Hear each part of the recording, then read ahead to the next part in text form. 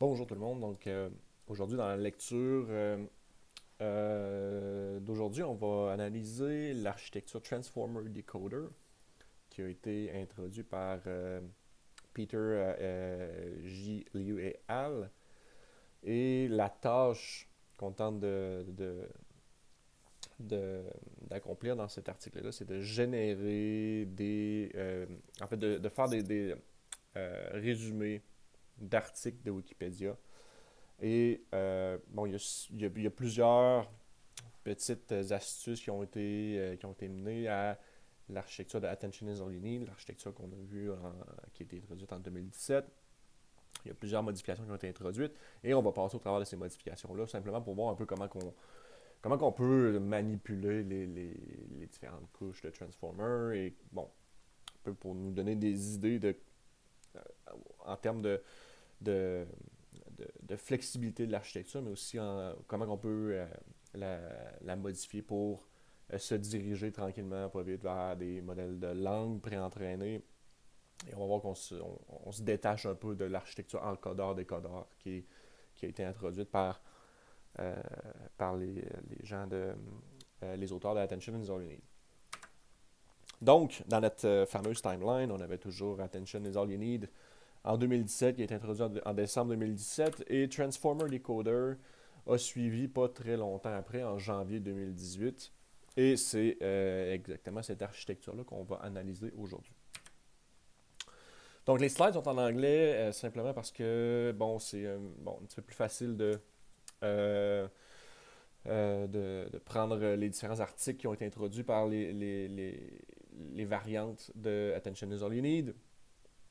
Et aussi, bon, il y avait quand même plusieurs étudiants étrangers au moment où est-ce que j'ai monté ces slides-là et il y avait un certain souci au niveau de la langue anglaise. Donc, c'était, bon, je pense que si il y a quelques notions qui sont plus ou moins faciles de comprendre en anglais, je pense que vous avez quand même le temps d'aller faire quelques recherches, d'aller voir simplement l'article, toutes toutes les capsules par rapport aux différentes architectures basées sur le Transformer, c'est toutes euh, des architectures qui sont basées sur un article. Donc, je vous invite fortement à aller consulter ces articles-là pour les voir plus en détail. Dans les prochaines lectures qu'on va voir, je vais faire vraiment des.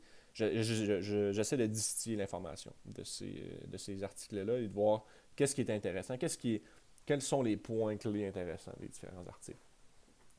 Parce qu'il y a eu, juste par la timeline que j'ai montée, et la timeline n'est même plus à jour, en fait, n'est même plus exhaustive. Il y a eu encore une panoplie d'autres modèles qui ont été dérivés de l'architecture Transformer. Euh, mais il y a eu une espèce de montée assez fulgurante en termes de variantes qui ont été développées. Mais souvent, c'est toujours basé sur un article où est-ce qu'on introduit une variante intéressante. Donc, dans Transformer Decoder, ce qu'on considère, c'est la tâche de faire un résumé à partir de plusieurs documents. Donc, ce qu'on veut, c'est distiller ces documents-là pour en faire un seul résumé. Et c'est vraiment l'introduction, et ça le dit un peu dans le nom, dans Transformer Decoder, on va utiliser seulement la partie décodeur du mécanisme d'attention, de l'architecture Attention is All You Need. Et c'est vraiment pour un souci, bon, on comprend, on va utiliser plusieurs documents pour faire un résumé. Donc, ce qu'on veut, c'est augmenter la capacité en termes de mémoire euh, pour être capable d'ingérer des séquences beaucoup plus longues. Pour être capable d'ingérer des documents en entier. Là, on va parler de milliers de jetons, de milliers de mots en entrée dans l'architecture Transformer Decoder. Et c'est ce qui va permettre à cette architecture-là de pouvoir faire des résumés de documents de Wikipédia. Donc, on est vraiment dans la tâche de faire des résumés, ce qu'on appelle du summarization en anglais.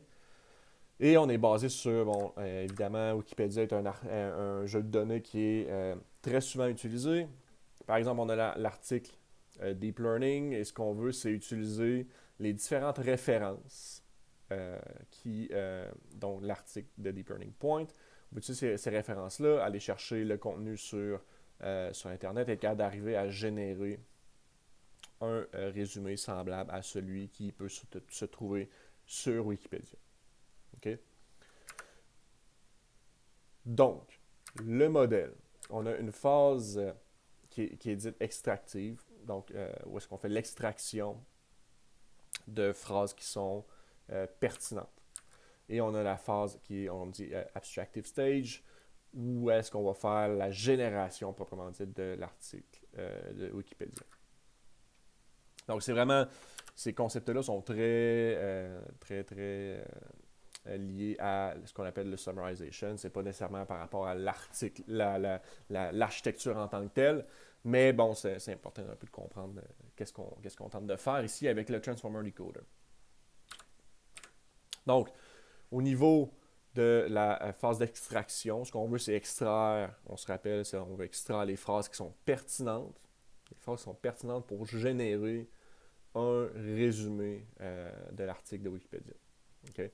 Donc, étant donné ces sources qui ont été citées par l'article, on va aller chercher des résultats de recherche et pour chacun des articles dans les paires sources et résultats de recherche, on va se créer ce qu'on appelle une liste ordonnée de paragraphes. Et bon, il y a plusieurs méthodes pour arriver à faire ça. Il y a des baselines plutôt triviales. On peut utiliser TF-IDF. Bon, ça, c'est plus du vocabulaire, plus par rapport au NLP. Mais bref, ce qu'on va faire, c'est qu'on va concaténer. Donc, assumons qu'on a une méthode qui va nous dire, ben, on est capable d'aller chercher les paragraphes qui sont pertinents dans un ensemble de documents. Et étant donné ces paragraphes pertinents-là, on va aller chercher les L jetons, qui sont les jetons qui potentiellement sont les jetons les plus pertinents pour passer à la deuxième étape, au deuxième stage, au abstractive stage, pardon, où est-ce qu'on va vouloir générer à partir de ces jetons-là qui ont été extraits de plusieurs documents. Du multi-document, c'est le multi-document abstractive summarization. Donc, on va aller chercher ces jetons-là, on extrait tous les paragraphes mots qui sont pertinents et on va se servir d'une méthode. On assume qu'on a une méthode entre les mains qui est à nous faire ça. Et là, on se dirige vers la phase abstractive en anglais. Étant donné la séquence de mots de longueur L qu'on a précédemment extraite avec une méthode d'extraction, on va modifier le Transformer Encoder Decoder. Donc, je vais le simplifier ici pour TED, pour Transformer Encoder Decoder, en étant seulement un décodeur. Donc, architecture similaire, bon, on a 5 couches au lieu de 6, probablement pour des raisons computationnelles, je ne sais trop. Ici, c'est de l'alchimie toujours. On va tester différentes architectures. Mais bref, ce qui est important de comprendre ici, c'est qu'on retire l'encoder dans l'architecture. Donc, au lieu d'avoir un modèle, un transducer model ici en anglais, où est-ce qu'on a notre encodeur qui va encoder cette séquence-là de n éléments. Donc, on a nos m valeurs, nos m jetons par exemple. On les encode et on essaye après ça de générer les n, y ici. Donc, ça, c'est le modèle, le transducer model qu'on appelle. C'est le Transformer Encoder Decoder. On encode cette séquence-là, on la décode ensuite. Comment ça va se transformer en seulement un décodeur? On va concaténer les deux séquences. Et on va mettre un jeton spécial qui va séparer ces deux séquences-là. Et ce jeton spécial-là, on va le voir dans toutes les autres architectures qui vont être utilisées dans BERT, GPT, Transformer XL l'utilisait également.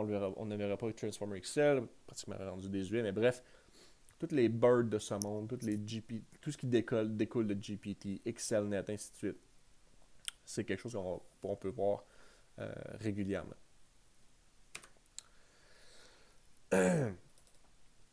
Et on va entraîner le modèle comme un modèle de langue traditionnelle. Comme on l'a vu, on tente de prédire le prochain mot.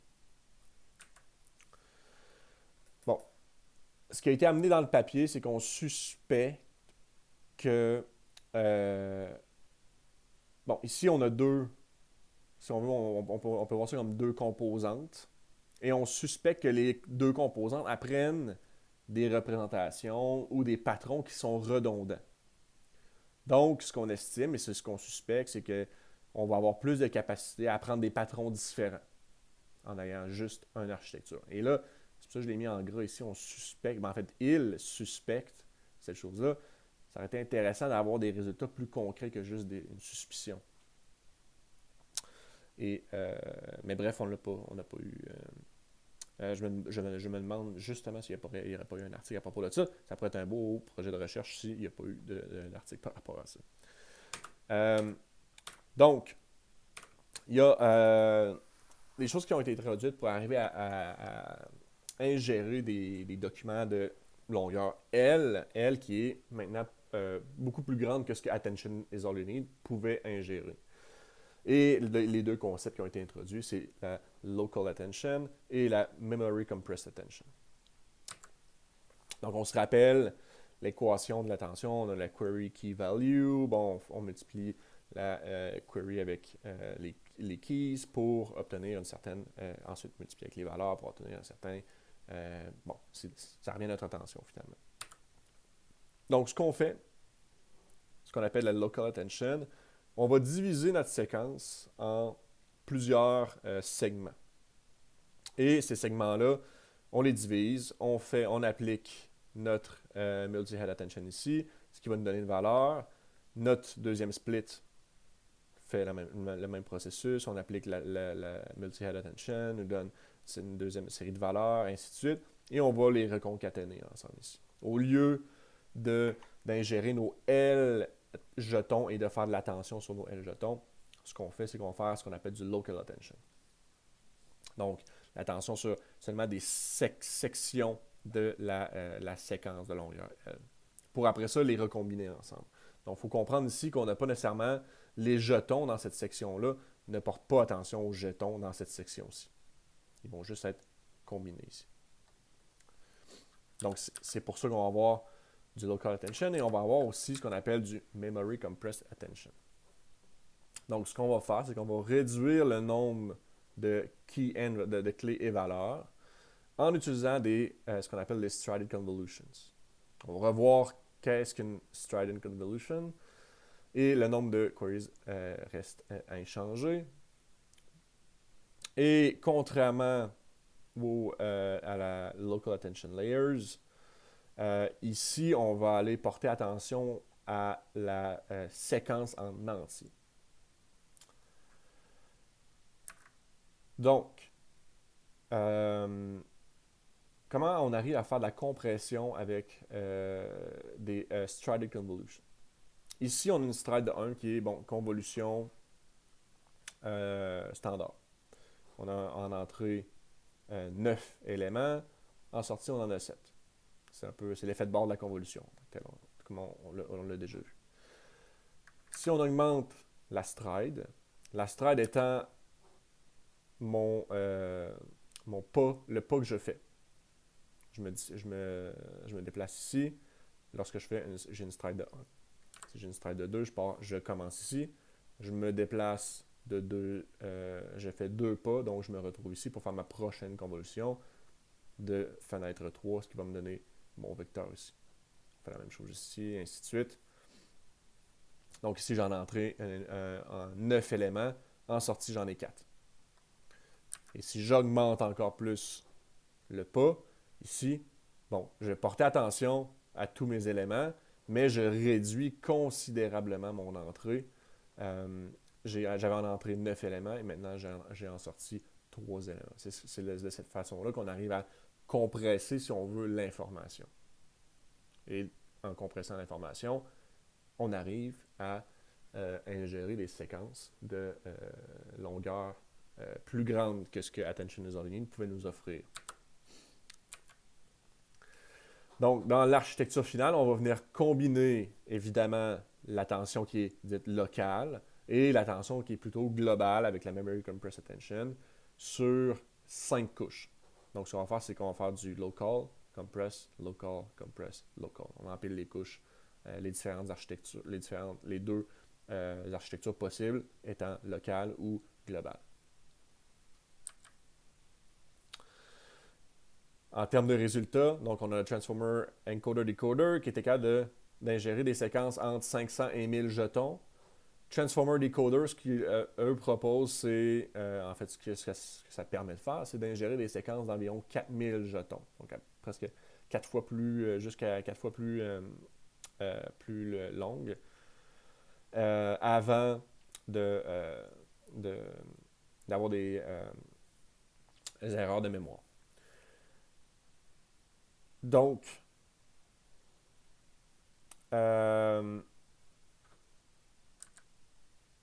au niveau des résultats sur la tâche en tant que telle, donc c'est une tâche on veut résumer, c'est du summarization. C'est une tâche qui est relativement dure à évaluer. Donc souvent, ce qu'on va faire, c'est qu'on va utiliser des êtres humains qui vont évaluer justement le focus, la génération, la grammaire. Est-ce que c'est redondant? Sans doute, j'en ai déjà parlé, mais un modèle de langue, c'est un problème qui est inhérent au modèle de langue. On peut avoir beaucoup de redondance. La clarté, structure et cohérence de la génération, ainsi de suite. Donc, et c'est le Transformer, évidemment, le Transformer Decoder avec les différentes astuces au niveau de la compression et du local attention qui a les meilleurs résultats sur ce jeu de données-là. Donc, en conclusion, et là, j'essaie toujours de mettre en perspective quelles sont les différences majeures avec Attention is All You Need qu'on a vu précédemment. On a retiré l'architecture encoder en insérant un jeton spécial qui nous dit, bon, voici j'ai ma première séquence, voici les N jetons de ma première séquence. J'ai mon jeton spécial qui me dit, ma première séquence est terminée et voici le début de ma prochaine séquence. On a utilisé pour être capable d'ingérer des séquences de longueur plus intéressantes. Et bon, je reviens ici.